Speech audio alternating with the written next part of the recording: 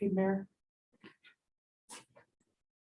I'd like to call this meeting to order and note councillors present and Councillor Chase on online.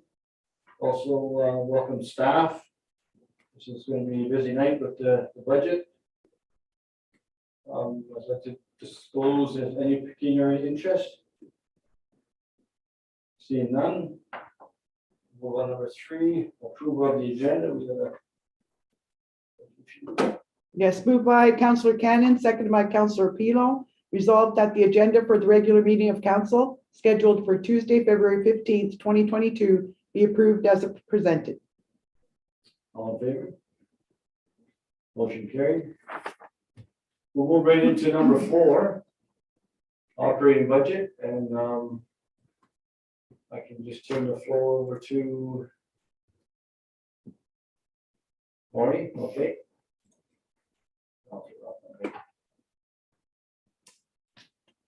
Just setting up here, please, for when we come.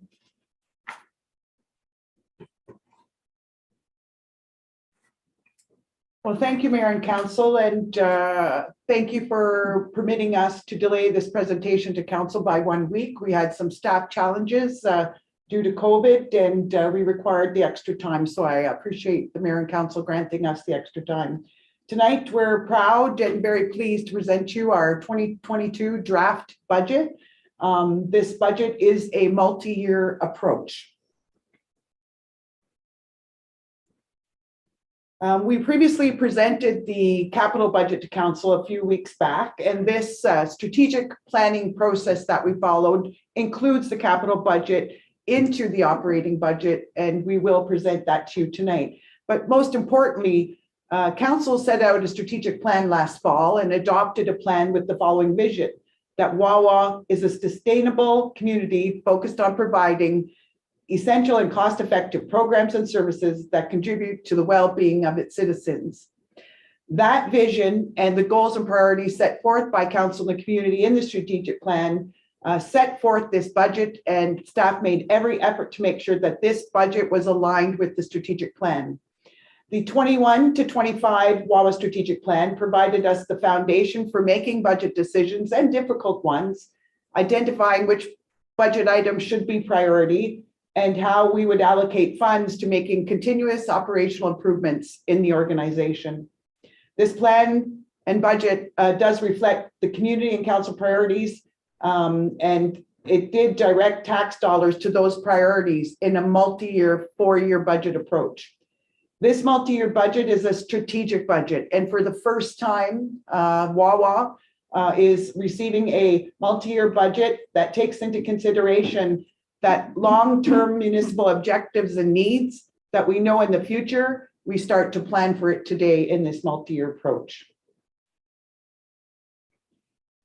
Budget guidelines. Council set out a number of budget guidelines for us during the year. And just as a quick reminder, those guidelines were to make sure that we minimized any tax or levy increases on our residents and businesses, and at a minimum, keep any increases proposed to council for the 22 budget period at or below the cost of living or inflation.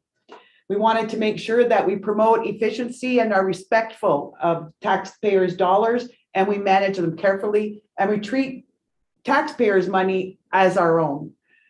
We focused on maintaining existing service levels and infrastructure, and as highlighted in the strategic plan, the recommendation is stay the course. As Mayor Tate reminds me, keep improving what we're doing now and making those things better, and work on renewing our existing infrastructure.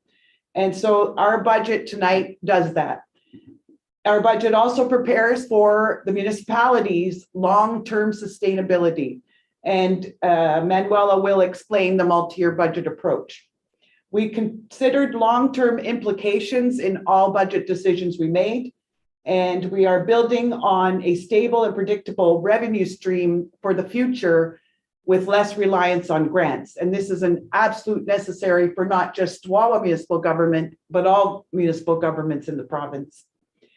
And finally, our guideline from council was to make sure we link all the programs, all the services, and all the infrastructure spending, link them to council's priorities and to the strategic plan, which includes the recommendations coming out of the Wayfinders report that council received last summer. So we're following the WAWA strategic plan, we're following the Wayfinders modernization report, and all these priorities outlined in the budget will be included in annual department work plans that staff is currently completing, which will be presented to council in March. In terms of budget objectives, very quickly, our objectives that align with the guidelines were to keep the proposed tax levy increase below inflation, and we're proud tonight to provide you with an overview with a tax levy increase proposed of 2.75%. A 1% tax levy increase in the budget brings in $50,000. So a 2.75% increase only generates approximately $137,000 more for municipal spending. The budget also uses a small portion of the anticipated 2021 surplus. The amount of the surplus for 2021 will be verified by the municipal auditors, and they are beginning that audit process, and the audit report will be presented to council in May. But we are using $100,000 of the 21 surplus essentially to fund 22 operating expenses, and that is done to ensure that we can maintain a tax levy recommendation to council at the 2.75%. If we don't use the 100,000 from the operating surplus, then we would be looking at asking council for a 4.75% tax levy increase, approximately. We've reduced our infrastructure deficit, and we use the asset management plan to guide infrastructure and capital decision makings, and we are funding critical infrastructure. And just as a reminder, the 22 capital budget is projecting $4.7 million in capital spending in 2022. Which only $160,875 is from the 22 taxation dollars.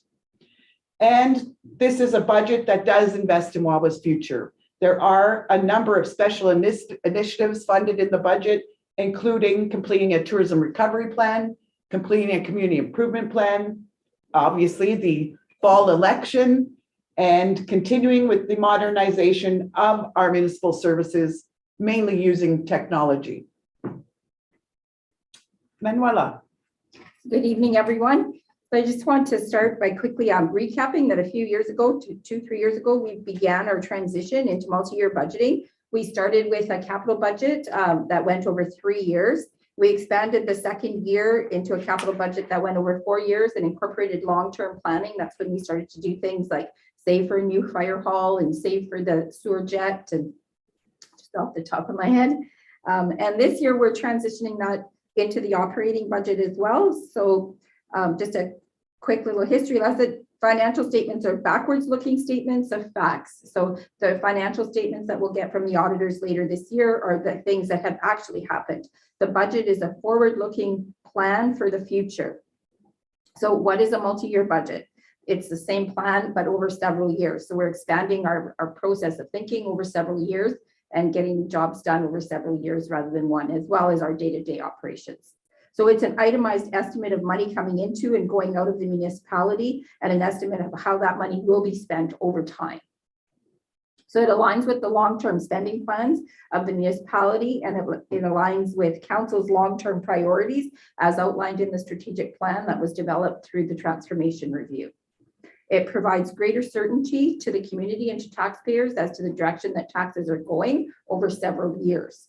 It's time savings because the bulk of the work is done in year one with a plan over several years, and then each subsequent year we're reviewing the year for any economic changes or any emergency type things that happen that we need to adjust for. So it's a shorter process in the following years because the majority of the everyday work is done up front. Is right now with inflation could be a little challenging going forward because we really don't know. We could have a big jump, and that would definitely be like an economic condition that we would adjust for. So there's an annual readoption of the budget. So it's not that we're adopting it for 4 years right now. We're focusing on 2022 tonight with a plan for 23, 24, and 25.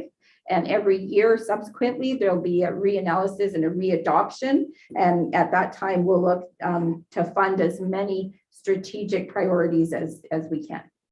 So the multi-year budget again focuses on 2022 with 23 to 25 being estimates that will be adjusted based on economic conditions, as well as the goals and priorities of a new term of council, and future councils will set the multi-year budget in year 2 of their term. So that way it'll always carry into the first year of the next term of council as a starting point for them. So they'll have a little bit of time to learn and adjust and understand and develop their own strategic plans and ideas of what they'd like to bring forward for their term.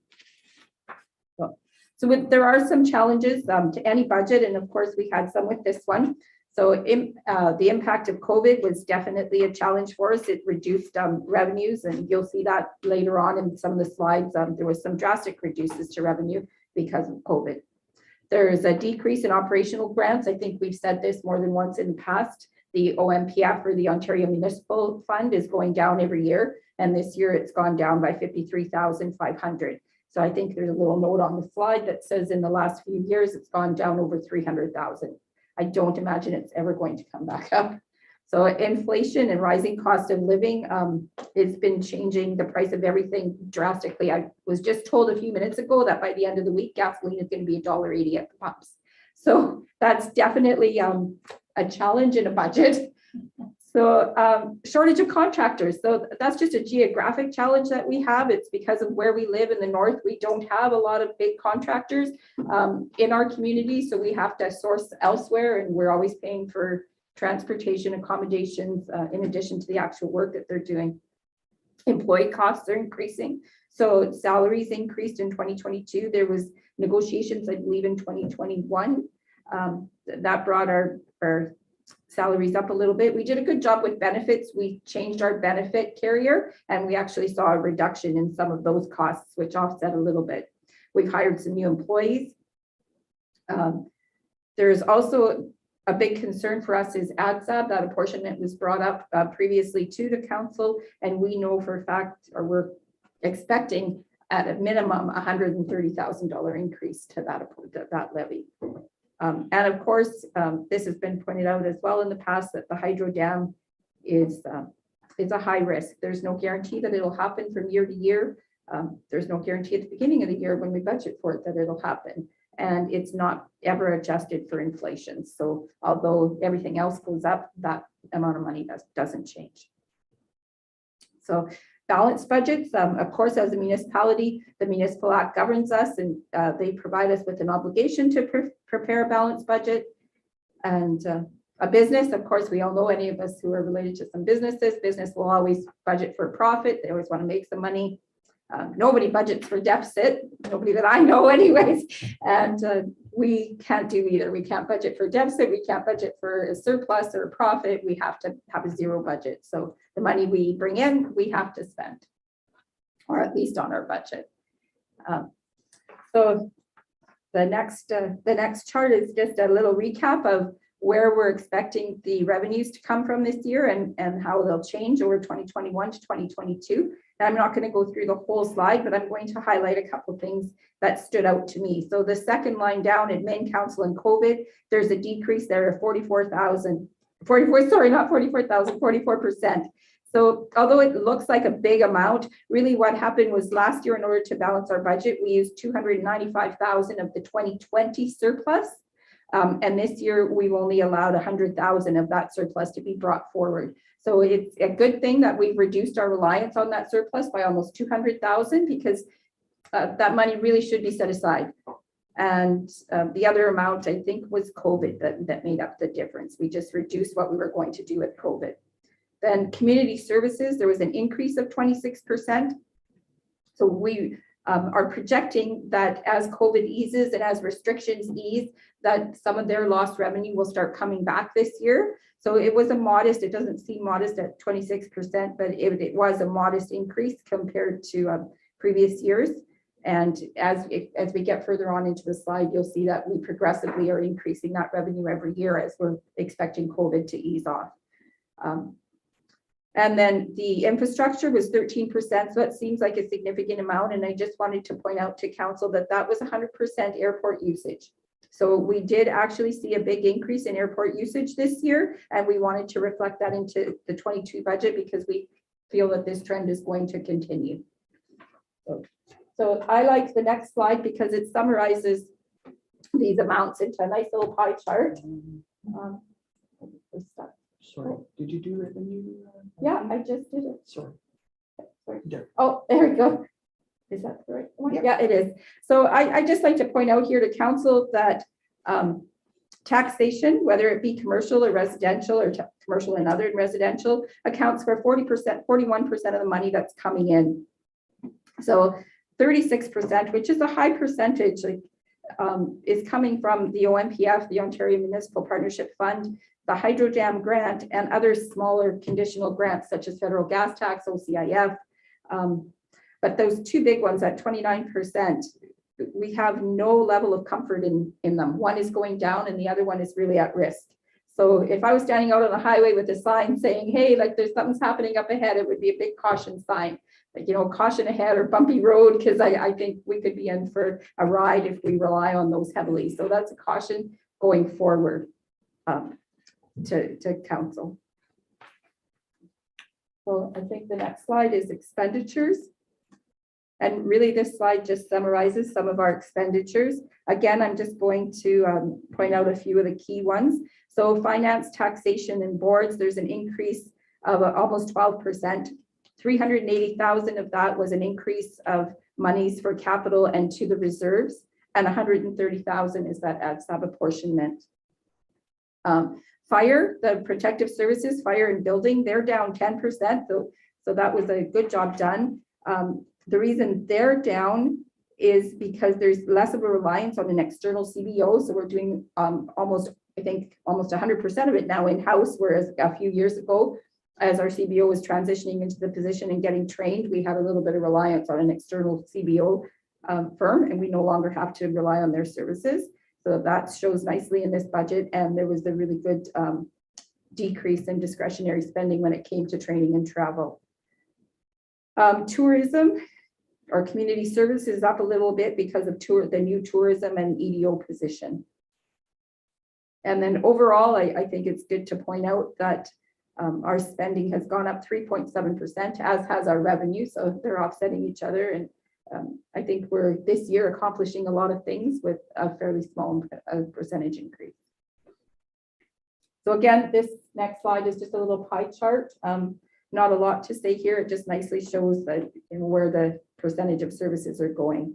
One thing to point out is water and sewer is 11% here. It's really a standalone budget because you'll find out later, or I'll speak to later on in the presentation, it's 100% funded by the users. So taxes really don't impact the spending or the revenues in that department. Oh. So the next one is payroll. I think we just want to do a little recap on payroll, and I think it's a good story. When I look at this slide, I look at the bar chart or the bar graph from 2 years ago, and I look at it today, and it's what we're projecting for 2022. It's almost the same. So we had a bit of a dip last year with some changes. We've added 2 new employees this year. There's the one in infrastructure, one in EDC or tourism. The collective agreement is also accounted for in here, the changes that we had with the union negotiations, and we saw a significant increase to the cost of living allowance because of COVID, because inflation jumped so much last year. So even with all those things happening, we're really almost the same as we were in 2020, which was 2 years ago. And the benefits, I think, are even lower. As I said earlier, we had negotiated with a new company and we were able to bring those benefits down. And there's a bit of a hold on them as well for a year or two. They've set a cap where they won't go above it for a certain length of time, which is good as well. So then that brings us to the tax supported budget.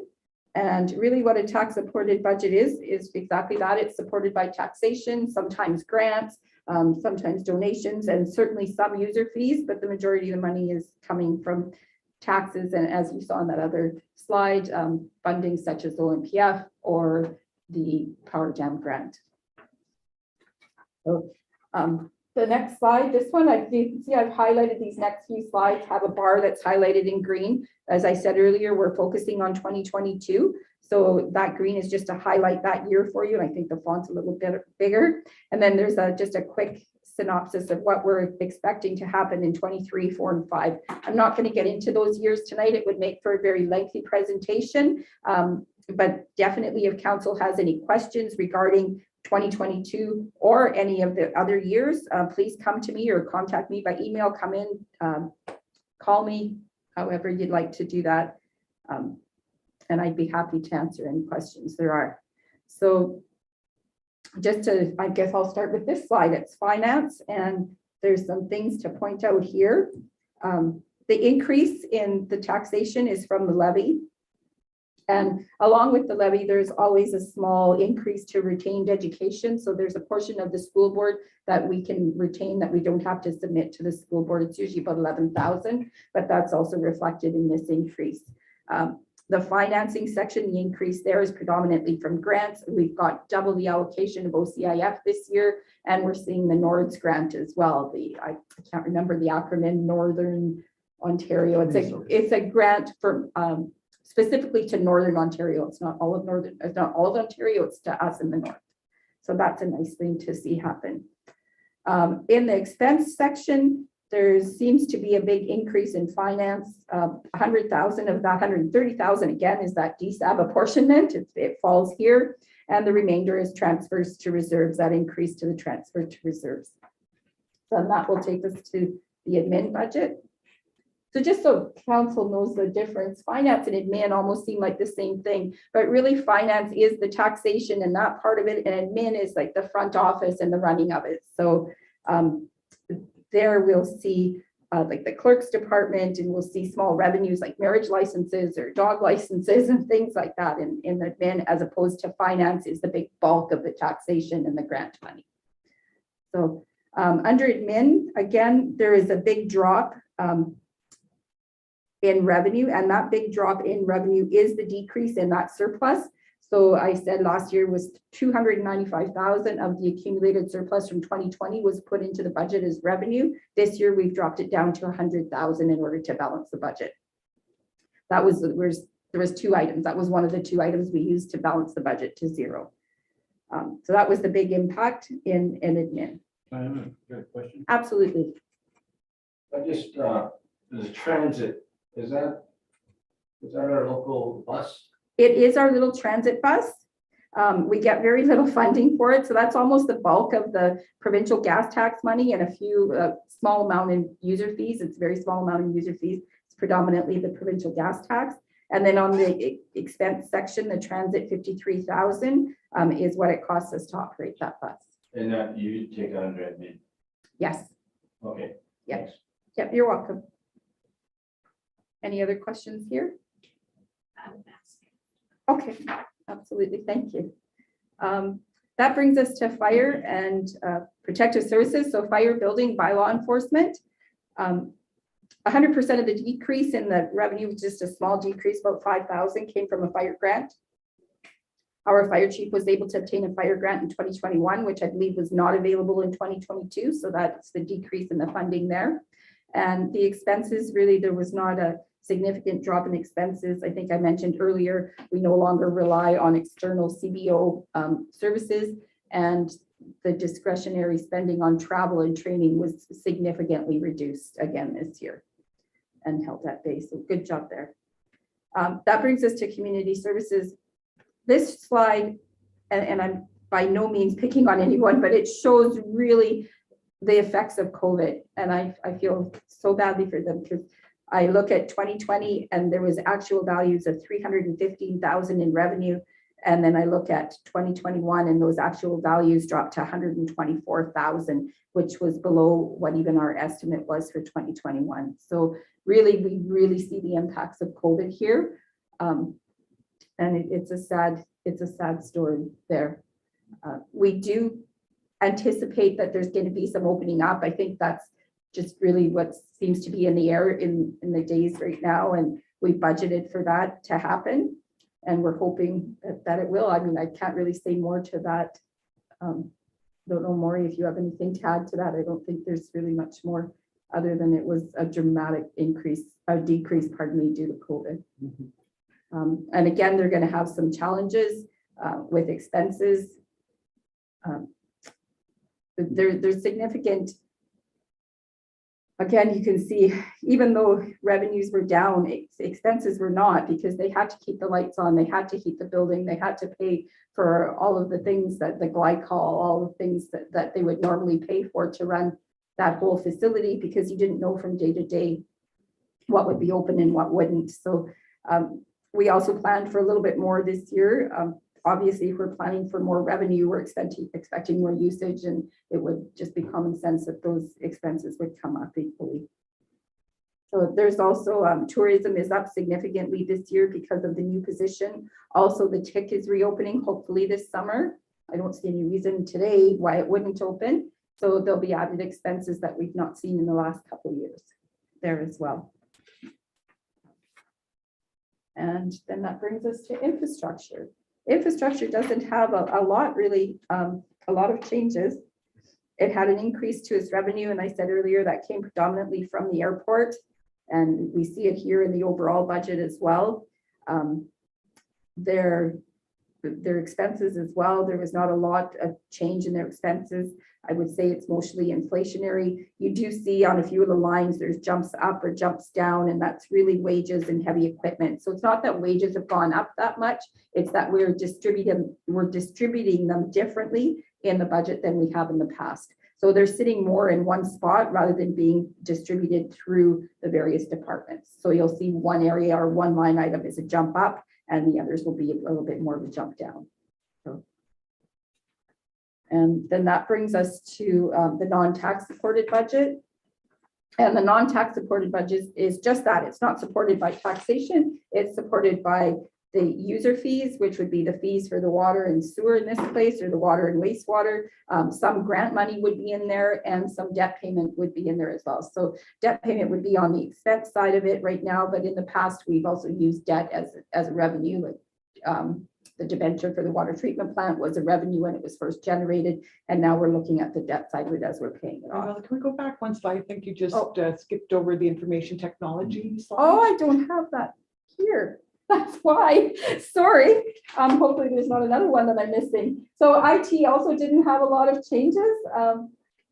I can't see that far without my glasses. So the total expenses are down in 2022, and the deficit is reduced compared to the 21 budget. Basically, the revenue comes from our agreements with our surrounding communities to continue to offer GIS services to the communities of Chapleau, Hornepayne, Dubreuilville, and White River. So we get an amount of funding from each community to support that service. And basically, over time, we continue to decrease expenses in that department. And Manuela, maybe for council, you could explain before we move on to the non-tax supported budget, how the estimates for the 22, 24, the 23, 24, and 25 budget, they're just based on inflation and so even the 22, we did make some assumptions.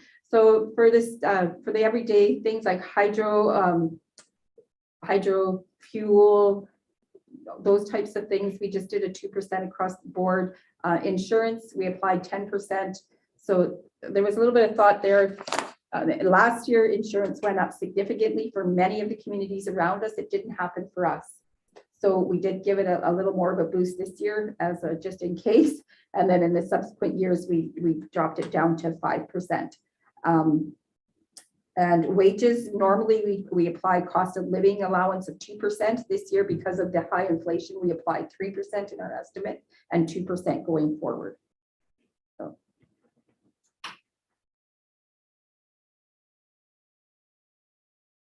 the water and sewer. Okay, so water and, oh, there's ITI, that's backwards.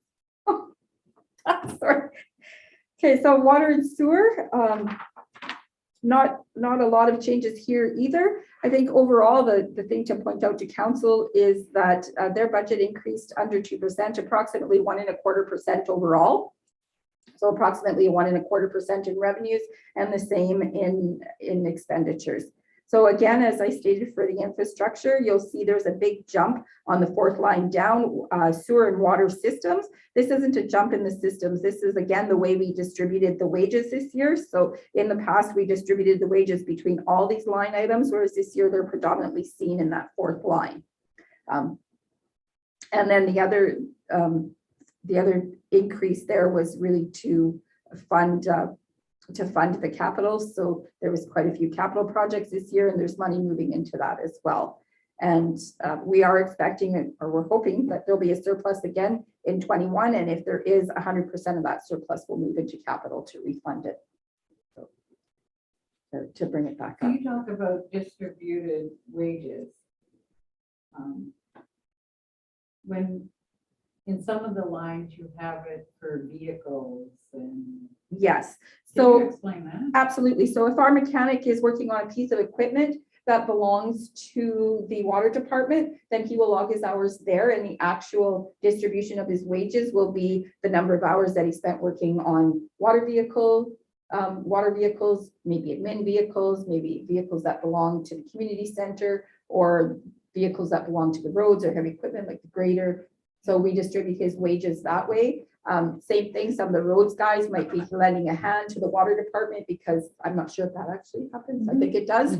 Yeah, but and then their wages would be allocated to that job. So it's really job allocation of the wages, but it's very hard to do that in a budget, to decide like we're going to spend X number of hours of the water department working on this job, or unless it's a special project that we know it's upcoming. It's really, you're trying to budget for emergency situations if you're trying to distribute it otherwise.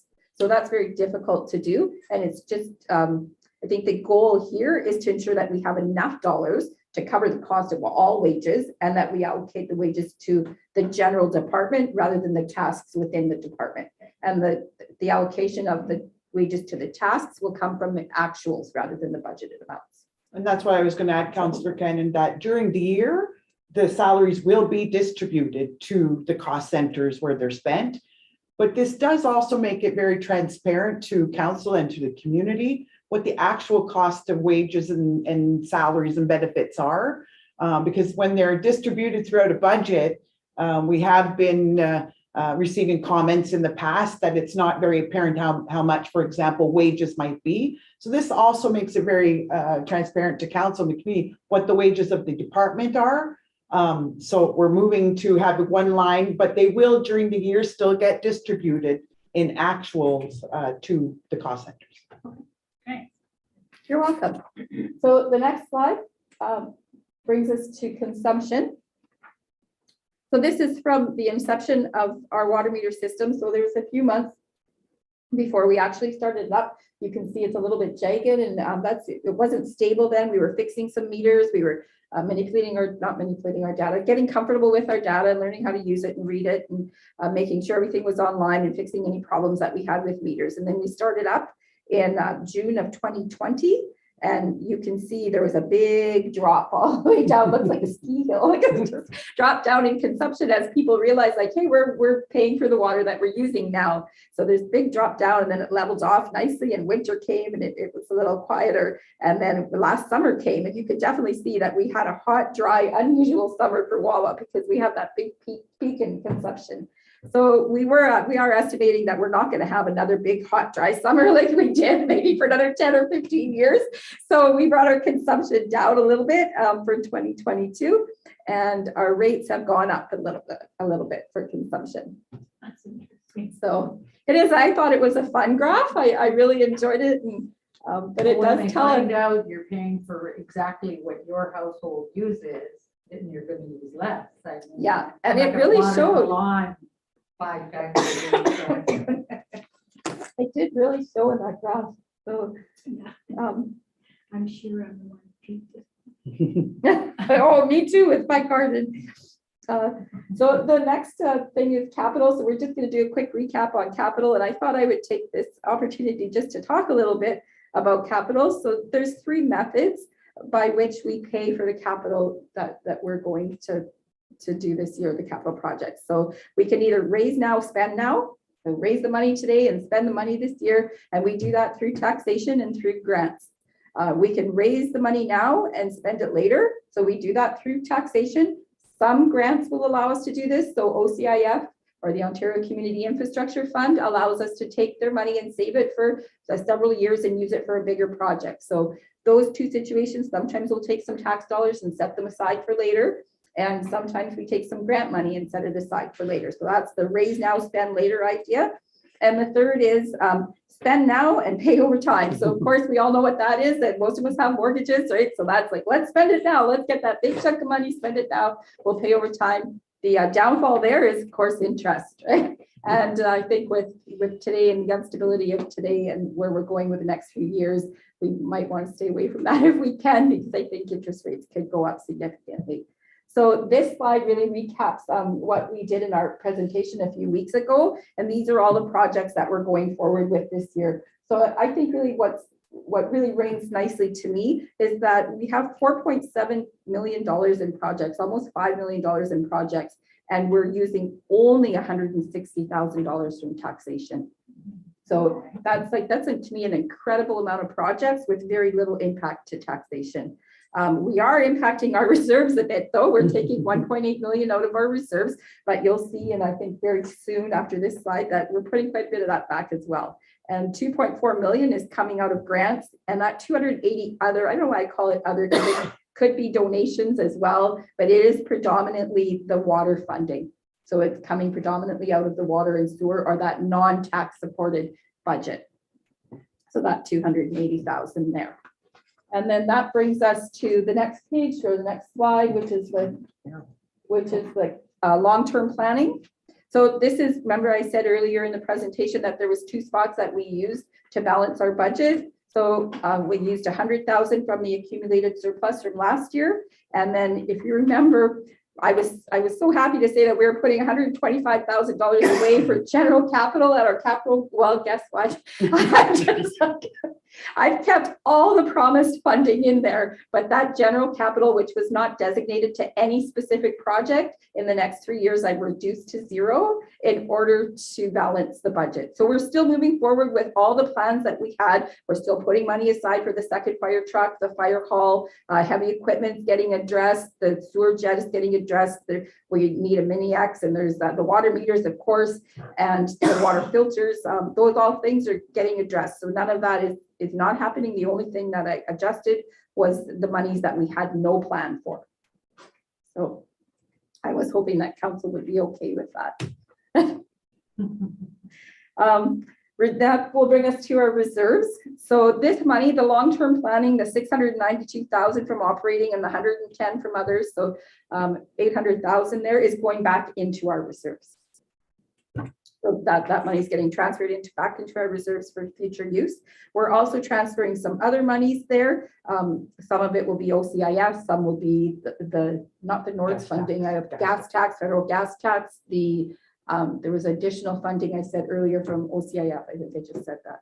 So some of those will go in there. And you can see over time, and this was one of the key priorities that came out of the transformation review, was to increase our reserves over time. And you can see that slowly over the next several years, that bottom number, that December 31st number is growing. But we're also using it. So it's not a bad story there. It's not that we're just saving it up and not using it. We're still planning on doing projects going forward. So challenges, we did have some challenges with multi-year budget. I think the first one, proposed tax levy increase. It's a challenge to try to keep your levy increases low, and 3.5 or 3 might seem high to council, but it was a challenge even to keep it that low. So I can say we had transfers to reserves throughout the operating budget that were discretionary. There were small transfers, 5,000 here, 10,000 there, 25 here, that really didn't have a purpose.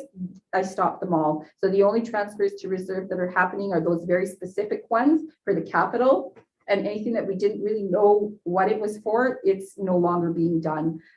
Travel was kept to a minimum again. Training was kept to a minimum again. We really looked at where have we budgeted in the past that we've not been using those funds, and we cut that as well. So if we saw an area that seemed to be inflated over time, we made sure we brought that down this year as well to try to keep these and going forward to try to keep these numbers lower. So again, economic changes, I said earlier that that's something that we look to change for every year. What's something that we looked at this year too, and COVID was a big economic change. Even though COVID seems to be easing off, the inflation residual of it seems to be pumping up. So one is a good story, one not so much. The hydro dam grant, again, I'm reiterating, it's there's no inflationary impact from that money, and there's also no guarantee.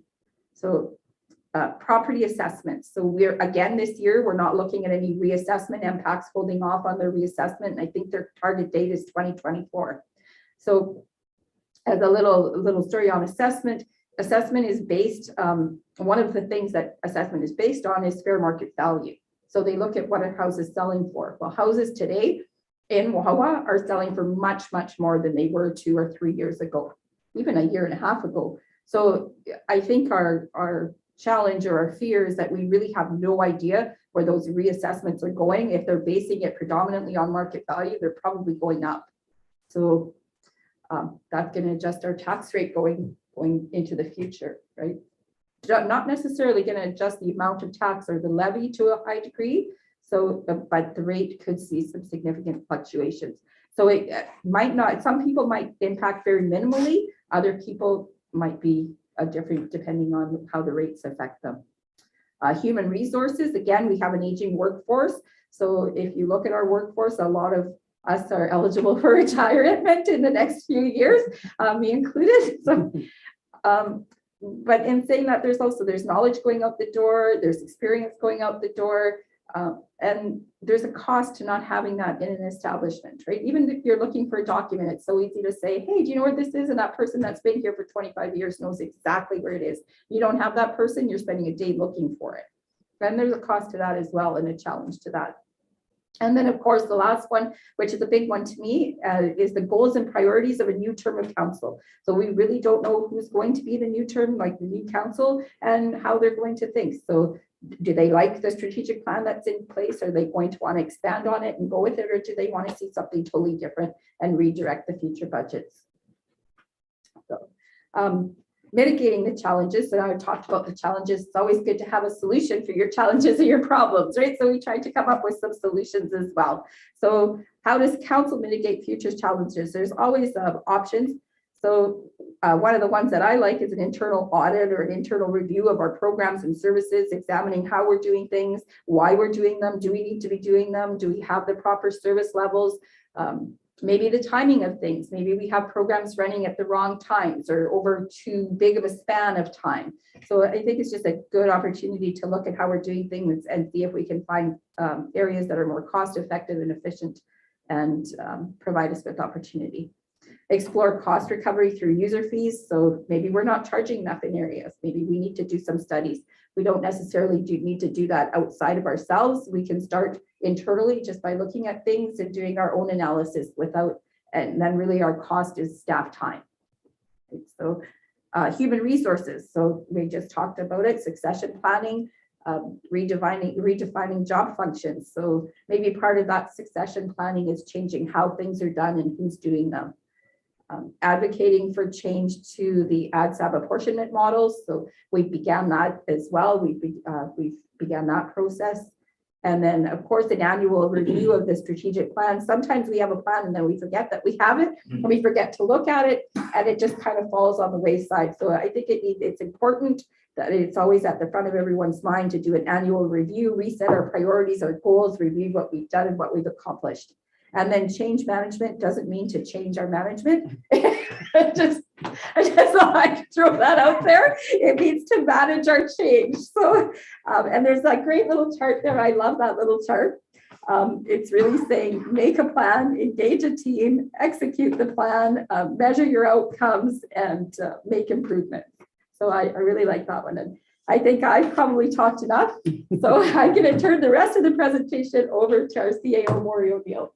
Well, thank you. And thank you, Manuela. That was an excellent summary of the budget. And I'm just going to summarize for council that this 2022 budget does recommend a tax levy increase of 2.75%. So I hope by hearing our treasurer go over some of the budget challenges we faced and the efforts that all staff came together in making, and some decisions were harder than others, but a 2.75% increase is below inflation and only brings us $137,500 approximately. That is only funding what we anticipate the increase to DSAB is going to cost this municipality. So if you look at it in that perspective, I think it's a reasonable increase in 2022. 22 again includes the $4.7 million in capital spending and an additional $800,000 transferred to our long-term capital needs. And this is one of the benefits of providing to council a multi-year budget that looks at the long term, and we can start to prepare today for tomorrow.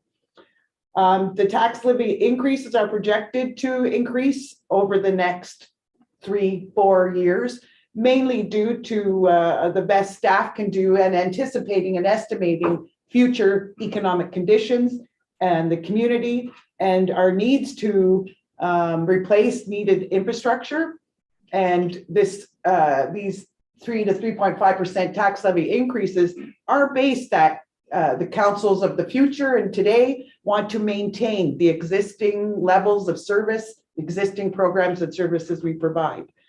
Cost of living is having a dramatic impact on all departments.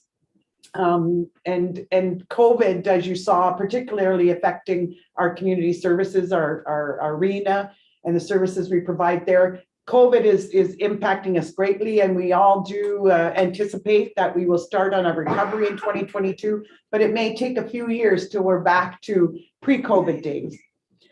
This transition to a multi-year budget is commendable, I think, of staff, and I wanted to take the opportunity to thank Manuela and every director who worked very hard. It took a lot of time for directors and the treasurer to prepare a multi-year budget, and I'm proud of that and acknowledge that. So that's basically the summary. And so what does this really mean to the average taxpayer in Wawa? I think that's really important that council and our community understand what a 2.7% increase and increases in this budget are proposing, how they might impact the average taxpayer. So the average residential taxpayer owning the average single detached home in Wawa with an assessed value of $100,000 will see the following changes. Before I go there, I wanted council to know that the average assessed value of a residential single family property is $100,000. So I think that's a remarkable statistic. I think it really shows how the future changes to our assessment could be dramatic in the future. But nonetheless, today, the average single detached home with an assessed value of $100,000 that's using the average water and sewer use of 176 cubic meters of water per year. And for those wastewater residential units, which don't include the mission, they use 154 cubic meters of wastewater, or they discharge that wastewater. So basically the property tax increase on, and this relates to 1,030 residential single detached dwelling homeowners, that's supposed to be 0.275% increase means that their taxes will go up $7.56 based on a 2.75% for the year. It is a modest increase, but please keep in mind that that's just the tax levy impact on the single family homeowner. There are other things that might make adjustments to the actual end cost of that tax increase. If they've renovated their home and there's a change in the assessment or there's a reassessment. So this is an average scenario. So the tax increase is fairly small.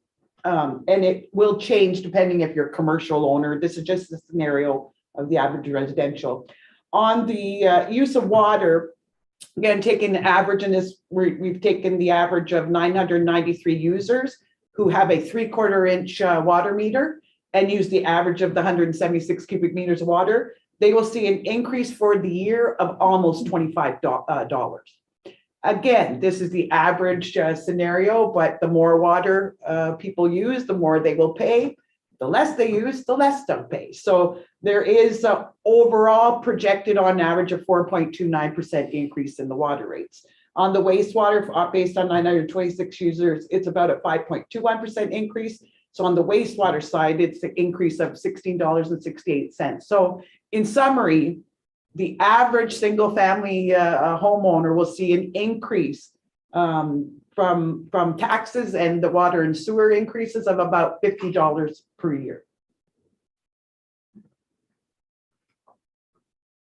So council always has options, and tonight staff is recommending that council consider approving in the future the 22 budget based on the 2.75% levy increase. But council has options, because I think that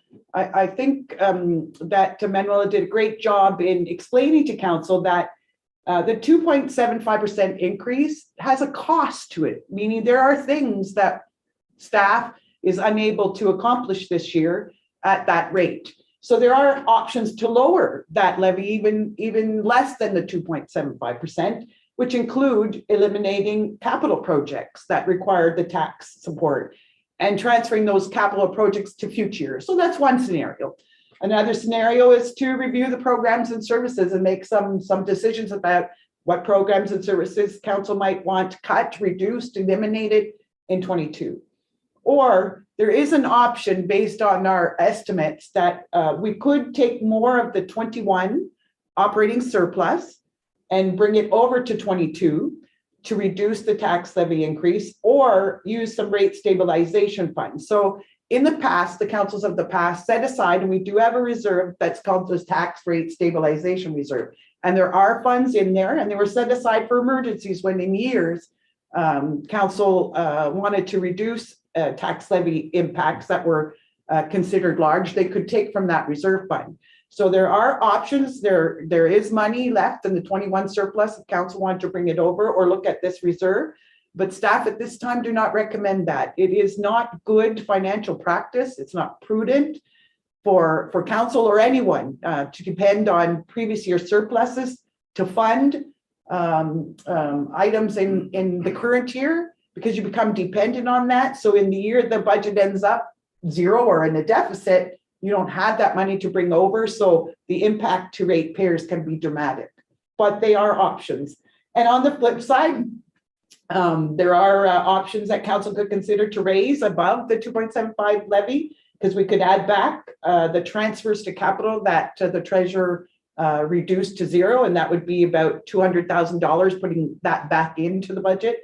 Don't use any surplus for the operating. So instead of transferring over that $100,000, if council didn't want to transfer that surplus, we could add approximately another 2% to the tax levy increase, or any combination thereof, which includes future meetings with council or with staff if we hear direction from council otherwise, to go back to the budget and look things over. But I'm confident that we presented a very good budget. We've worked a long time on over the last couple of months. And again, just to reiterate, staff do support that a council approve a 2.7% increase. So in summary, the next steps, we present this budget tonight and look forward to council's questions. We will provide council and the public opportunity to provide input into the budget between tomorrow and March 4th. So about for 3 weeks, we'll advertise. Manuela will be available to council and any member of the public who has questions about the budget. And we will share any input on the budget with council at the following meeting after March 4th. We will, prior to the approval of the budget, ask council to hear a presentation from staff so we can review our work plans, review our accomplishments from 21 and what we set out as goals that align with this budget, align with the strategic plan. And then the final operating capital budgets will be presented to council, we suggest, at the March 15th meeting. And at that meeting, if council agrees, we will adopt a number of bylaws to set the tax rates, the ratios, the capping, and overall approving the budget. And then in the 21 financial statements will most likely be presented to council in May 22. There are opportunities for council to review this budget. And if council would like, we as a staff would welcome the opportunity if council wanted to hold additional meetings. So if you want to have more meetings to talk about specific items in the budget for us to provide more detail in any department or expenditure, or to spend more time providing a more thorough review of the budget, there are opportunities between today and March 16th for council to direct staff to hold other meetings. So there is lots of opportunity for the public and the community to provide some input. And then in conclusion, I thought today that Manuela reminded me of our vision, and I thought how I felt that this budget really matched what council had set out as a vision for the municipality, and that is affordability, to maintain affordability for our residents and our businesses to continue to live here and participate in programs and services and initiatives, and that our tax levy rates are and remain competitive to communities of our size. As the Wayfinders report set out, our taxes at this time are very equal. We're equal to the communities of our size around us. So we want to maintain that. We want to maintain our cost effectiveness, our affordability, and we want to contribute as a municipality to offering what we can and as best we can to ensure the well-being of our residents. So I feel that our budget really meets the strategic plan vision. And so in summary, I'd like to thank the members of council for having trust in the municipal staff team to implement council's directions and trust us to make sure they're included in the budget, and for all your support through the year. I want to also thank staff again for their continued dedication and commitment to working for this municipality, for doing the best that they can, and to keep a budget that is less than inflation tonight to be presented. And I'm very proud of our team who continue to work through the challenges of COVID, which now we're going and entering into our third year.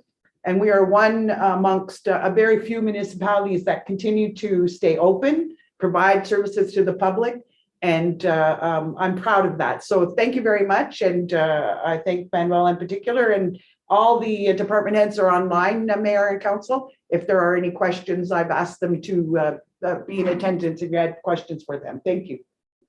Council, any questions? Go ahead, Councilor. Thank you very much, Mr. Mayor. I did have a few questions, but first I'd like to thank you. I do appreciate the multi-year budget approach, and I do recognize that that's a ton of work. So thank you very much. So a few questions, but the first question is the Ontario Municipal Partnership Fund, that's based on population levels, correct? It's based on a formula. It's quite complex. There's actually 4 different formulas involved. Some of it is based on per capita. Some of it is based on our financial situation. So it's a very complex formula. They also look at reserves. They look at a number of items, right, Manuela? Yep, I do. It's complicated to explain. It's not just on a per capita basis. Okay, so that's one of the reasons why you don't anticipate that it's going to grow in the future. No, I don't. No, I don't. Perfect. So that grant portion of our budget, that kind of certainly piqued my interest, as I'm sure it piqued other members of councils, because we are heavily reliant on that portion. So, you know, that's a conversation for another day on how we might want to look at that portion.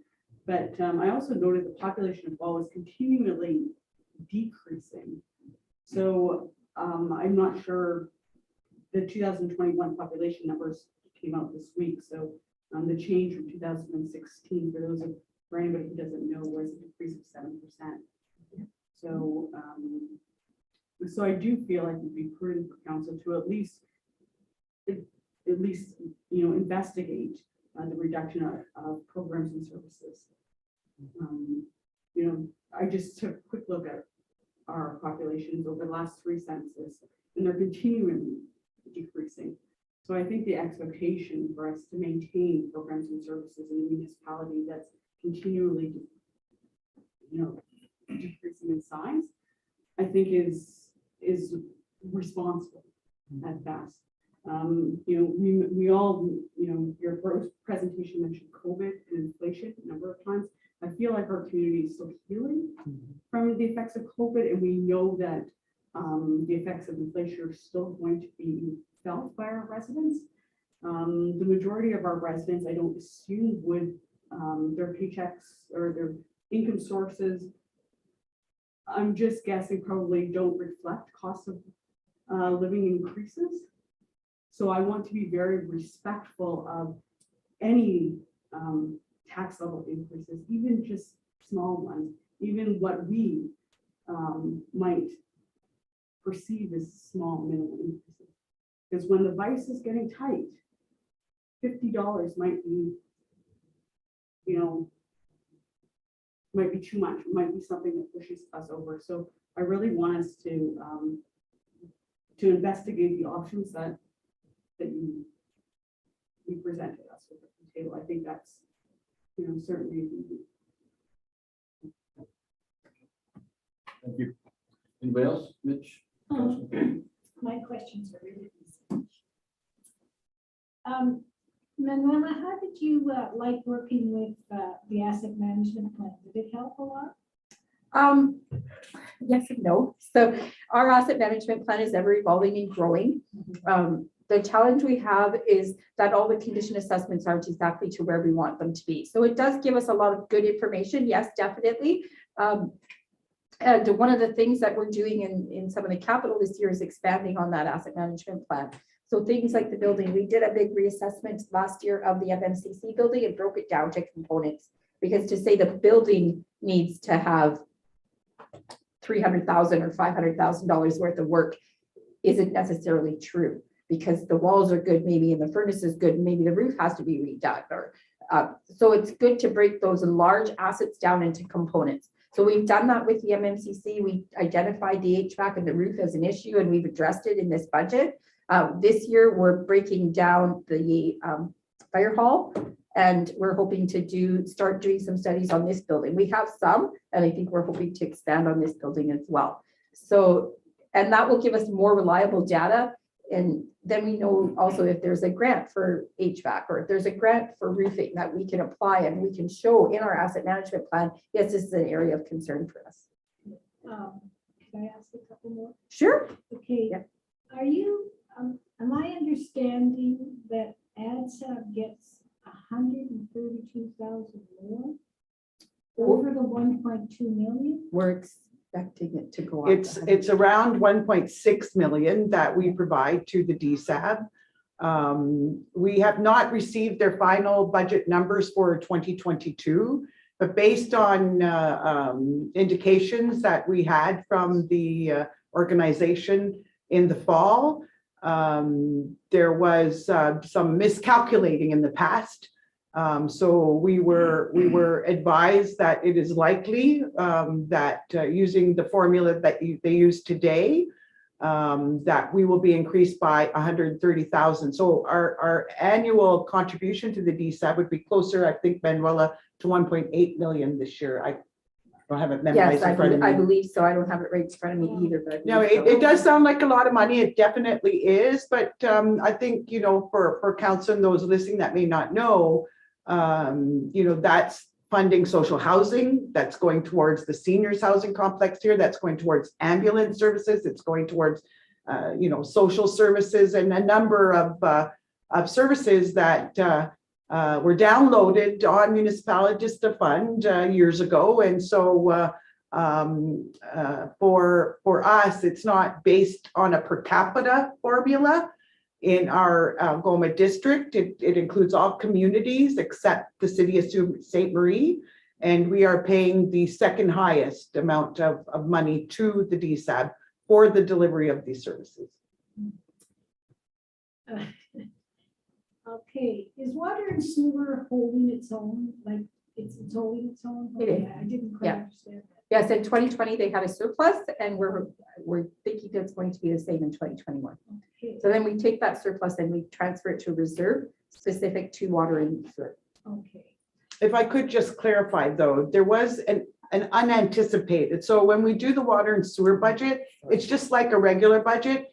Revenues are to equal expenses. So in fairness to all the payers who pay user fees, but we had raised funds in 2021 for capital projects that we did not do of about $200,000. So we didn't buy the water and sewer truck and some other critical capital projects didn't get done. Some of the reasons behind that is because we couldn't get the truck that we wanted. We couldn't finish some of the work that we wanted due to lack of contractors. So there were reasons, but I just want to clarify that 200,000 raised through user fees in 21 are put back into the 22 budget, and they will be spent on those capital projects that we carried forward to this year.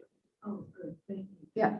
Every year we seem to worry about the dam allocations, like, is it 2 point some million? 2.3 million. Like every year we talk about that, like, is that going to go away or, like, I don't understand. Will the funding go away? Is that what you're Yeah. asking? We don't know. We don't know. There's no agreement. So we There's no can't, agreement? So this is a provincial regulation. So there is a regulation in place that today, that regulation guarantees a payment, a grant payment to the municipality in lieu of the fact that we have the hydroelectric dams. Now, there were a few years ago, Manuel, I'm not sure if you were here, there was a concerted effort of the provincial government at that time to eliminate that grant. But all those communities impacted greatly by any change to this did successfully lobby, and Walla was the leader of that lobby effort to maintain that grant in lieu, because I think it's really important to note that if we ever lost that grant, then our apportionment to the DSAB for these needed services would drop immediately to approximately half, so approximately $800,000. And that would take place in any of these communities that include Espanola and other communities that have these grants for dams. So if we lost that grant, that means we would be giving a lot less to the DSAB, and those additional expenses then would have to be picked up by communities smaller than Wawa across the district. So the financial impact of the government It's not as bad. changing how that But grant is still. paid would be drastic, but that's not to say, and what Manuela is alluding to, that it's guaranteed, because it's not. And we do sweat, we honestly sweat when we do this budget every year, because we have no notice till approximately August. August or September. Every August, we wait with bated breath and get the letter, oh, we're going to get it. So as Wayfinders rightly stated in their modernization report, we are strongly reliant. If we took away that grant, it would be catastrophic, I think, to council and to the community. But we are taking steps in the multi-year budget, and since at least historically in years, trying to rely less on that 2 million to fund the day-to-day operating costs, and we're taking more and more of that 2 million away from operating and putting it. This is where the money into the long-term planning and the capital is coming from. So if we did lose it, it hopefully wouldn't have a dramatic impact, or as much as it would if we didn't try to transfer that. But that has to be a staged approach over multi-years, because we can't pull that 2 million today and put it all into capital. The impact to the municipal tax levy rate would be tremendous. So I hope that answers your Oh, it question. does, thank you. So that's where my question was do we have a budget A and a budget B, like in the event of the catastrophe? What would that look like? That So seems to be. We don't have a budget B, but that's a good question. So we do and we don't. We've not historically had a budget B. What we're trying to do is transition towards one kind of with this multi-year, like Lori just said, with the long-term planning. So she's right. If that happened, if we were to lose the funding, our DSAB apportionment would drop by 900,000. So that would bring our deficit to 1.4. We'd have to find 1.4. So some of that long-term planning that we're setting monies aside for, it's coming out of this, some of the others. So that would drop and offset this. But we would still like immediately have $1.4 million to offset. So we don't traditionally do an B budget. No. We have enough doing the A budget, Yeah. but to, you know, in response to your question, I guess my response would be in 2022, I feel very confident that there'll be no change to the grant, especially in a provincial election year. And number two, if the government were ever to go this way in the future, they wouldn't pull 100% of the funding. That I feel very confident at. It would be like the OMPF. You know, the councils will hear, oh, it's going to be reduced over time. So I guess in an emergency situation, if that were to happen, we do have approximately $7 million sitting in reserves. We had that as cash in the banks. We could go to borrowing. We have up to about $25 million approved as an annual borrowing limit because of our financial situation, which is good. So we have borrowing, we have reserves. We could get through the short term if that was to happen, but certainly not the long term.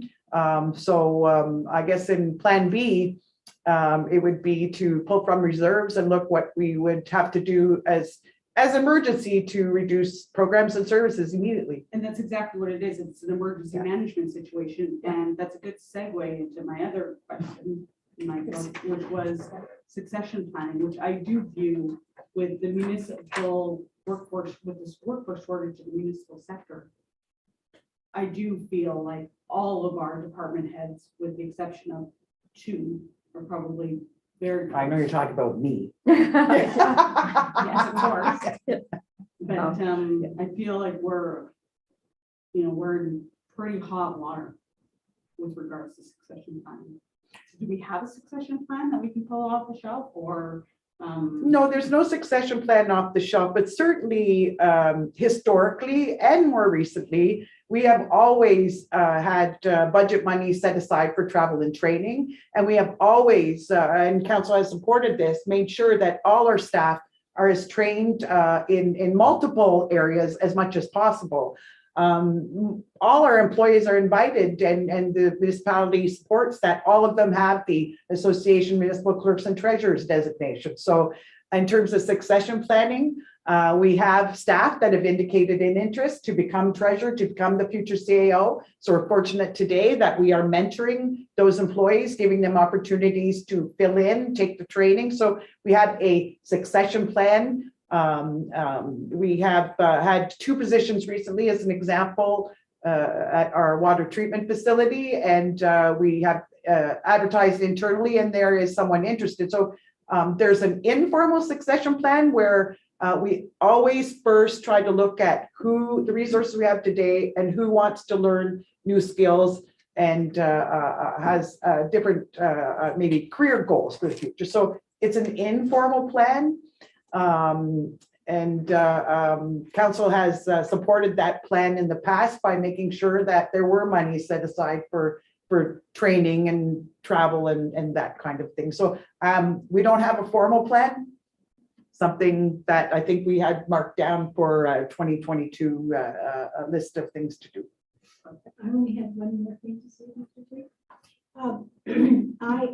I can't imagine the work this, like I'm looking at the 100-page one, and I really appreciate how well you explained everything. It means a lot to me, and I know the people involved that are listening. It's really well done. Thank you. Thank you. It answers lots of the questions before we ask them. I'd just like to make a couple comments. As Councillor Phelan was talking about that dam money for the power dams.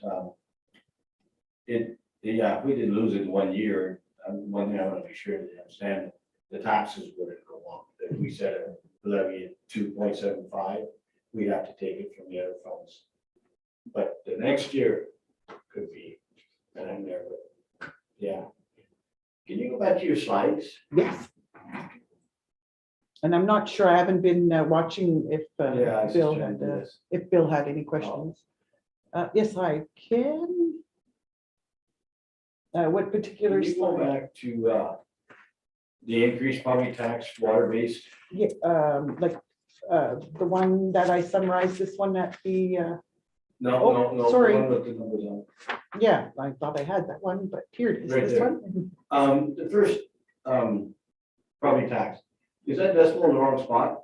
No, No, Because, because I it's over understood. 100%, so this is a percent. okay, I understood that Right. 2.75 is Because I about asked- $75 per, it's not 2.75 of the property tax rate. It's 2.75% of our levy, which only makes up 41% of all of our revenues. but on a household of $100,000, tax increase would be about $75, The right? levy, The levy. not the, so the entire levy. So the portion of the levy that belongs to $100,000 of assessment is 0.277. Okay, now if you have a house and we increase, their taxes could increase this year, right? Yes, slightly, And that's the numbers that it will increase by? yes. On $100,000 of assessment. So So if your house was assessed at 300,000, it would be just over $21, 22, Okay. 22.50. Okay, thanks for clarifying that. But on the commercial side, It's going to be it's more. going to be more. On the farm or rural side, it might be less. So this is just an average scenario. Yeah, Because all those increases together will equal about $137,000 because it's the tax levy Yeah. increase. But I believe I did make a mistake. It should be 0.275. I think I have a 7 there by mistake. That's- I think that's, so I think this would, if I had increased the tax rate by 2.75%, it would have been increased to taxes of over 450,000 yeah. instead of 137. Okay, because it's just for everybody to understand what 2.75, what it means across the board. Yeah. Okay, thanks. Go back to, Bill, you got any questions? Just one question to Manuela. On the building upgrading. Do we have a deadline to get that upgraded? Which building? The one we're in now? Oh, So, as far as accessibility, yeah, Councillor Chason, under the Accessibility Act of Ontario, there is no set deadline for the municipality to make this building accessible. Now, having said that, the law as it's currently written is that if we did any substantial construction on this building, then you must comply with the AODA requirements. So there is no deadline, although as council has indicated over, well, as long as I've been here and included in the strategic plan, council does desire to make this building accessible. And so this year we will be hiring the architect to prepare some plans, apply for funding, and hopefully this building will be renovated over the next couple of years as we can afford it or find the funding so we can make it accessible. I hope that answers your question. I thank you for that. And I just want to say that it looks like a good plan for the future. Let's get with it and get going. Thank you. I have one more comment. Our water and sewer, is that at 50/50 now, or is that the portion on So the meters? no, we did not make a change because we still found that our water usage is fluctuating. And so I don't think we're at a point, or we believed we weren't at a point in 2022 to modify how we bill. And so to answer you, when we looked at originally using the water meters to bill residents, we looked at what we needed to raise in money, 1.4, 1.5 million. And we said 70% of that has to be raised by fixed revenue, by guaranteed revenue, because we don't know what's going to happen to the variable side. We didn't know how much less water residents were going to use. So we based it, if you remember, on 70% fixed cost and 30% variable cost. Now, what does that mean to you? It means that we have a fixed cost for the 3/4 inch meter or whatever size meter, and then the variable cost based on the usage. We have kept that scenario in the 22 budget, but I do understand what you're asking me, because when we presented this to the public a year or two ago, we said that over time, we wanted to shift more of the cost to the use on the variable rate, meaning the people who use the services are going to pay more rather than keeping it on the flat fee. Why we didn't change, is that making sense? So we haven't altered that in this year's budget. And part of the reason is that the community is still getting used to the meters and still fluctuating their use on the water meters. And we need some guarantee for stability in the budget on what the use, how many cubic meters of water people are going to use each year. But on top of that, COVID has really set us back a few years on making some of these changes, because the impact to some of the users and the ratepayers going to a more heavily variable rate cost on their bills will be dramatic. And on top of that, regardless of population, and Councillor Pino is correct, we're looking, at a loss of 200 residents, for example, over the last 5 years, according to the census. But the fixed cost for the water treatment plant, for the staff, for the chemicals, those are fixed. They don't vary year to year based on usage or based on number of residents. So it is a challenge as we try to make sure that we are raising the revenues we need to for the water and stormwater plant, knowing that a number of those costs, and it's almost 90% of the cost to run our water treatment and storm treatment plants, are fixed. So we haven't presented to council, Mayor, any difference in the way we're going to calculate those rates for this year based on those facts. But we do intend, as we move into the future, to put less reliance on the fixed or the meter cost and more on the variable cost over time. Yes, and that's a plan we got to go down the road with, because, I mean, that's a greener thing to do. So we got to teach people to use less water and stop wasting it. So probably that's next year's budget. I will take it. Yeah, it is, but Mayor, it reminded me, sorry, I just had a light bulb moment to also share and remind council, we recently received funding from the provincial government under the modernization funds. And in our strategy, we will be doing 3 studies, one of which is to hire a specialized consultant to look at a rate study for the municipality for water and sewer rates over a 10-year horizon. So we will be going to look for requests for quotes to do that. So in that plan, I'm sure we'll make sure that moving away from the fixed cost more into the variable and doing some education and promotions are included in that rate study. For sure, thank you. Any other questions? Okay. First of all, I'd like to thank you and your team. Again, that's a show we got to do every year, and every year we get it done, and we get it done on time. And it's a respectable budget. I don't think we're being gouging the taxpayer thing. We're just trying to maintain and be responsible. So good job. Thank you. Okay, we'll move on to number 5, announcements. You see there's a number of announcements there. Secretary Committee, Heritage, Police Services Board, Community Development, the Marina Committee, Library. It goes on. So that's all available. That's all the meetings, and there's some stuff on YouTube there. We'll go to number 6, adoption of the minutes. Moved by Councillor Hatfield, seconded by Councillor Cannon. Resolved that the following minutes of the meeting of council be adopted as presented. Minutes of a regular meeting of council held on Tuesday, February 1, 2022, as contained on pages 1 to 7, inclusive of the minute book. All in favor? Motion carried.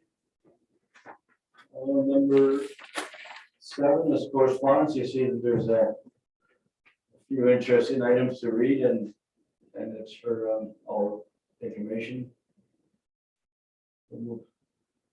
That's available to everybody. So we'll move to number 8, the consent agenda. We got a motion for that. Yes, moved by Councillor Hatfield, second by Councillor Pilo, resolved that the items listed under the consent agenda, item 8.2 to 8.5, be approved as recommended. All in favor? Motion carried. There's no staff reports tonight. No bits arrived the last one. There's no new business, no motion, bylaws. It's 15.1.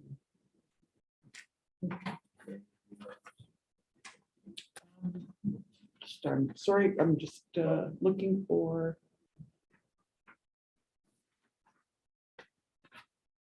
Point back tape. That was already done. Oh, here we go. Sorry.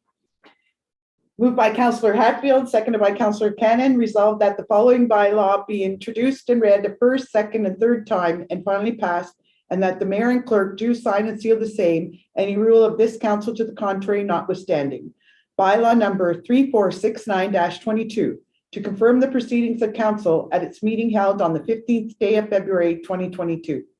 Bylaw number 3470-22, to enter into an agreement with IntelliVote for voting by telephone internet for the year 2022 municipal elections.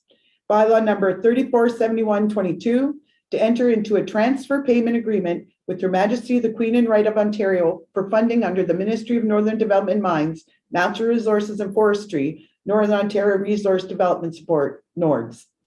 Bylaw number 3472-22, to amend bylaw number 3183-19 and appoint the Board of Management for the Wawa Business Improvement Area. Bylaw number 3473-22, to amend bylaw number 3415-21 and appoint a Marina Committee for the municipality of Wawa.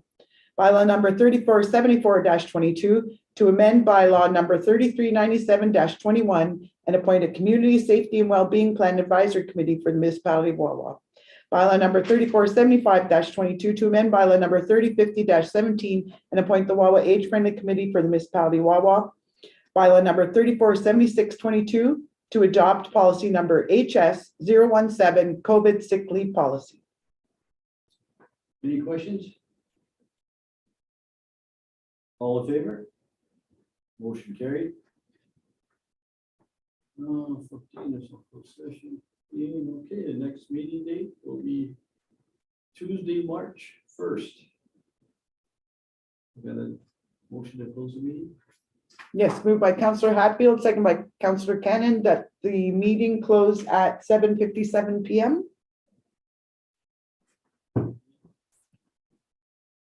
All in favor? Motion carried. Thank you, everybody.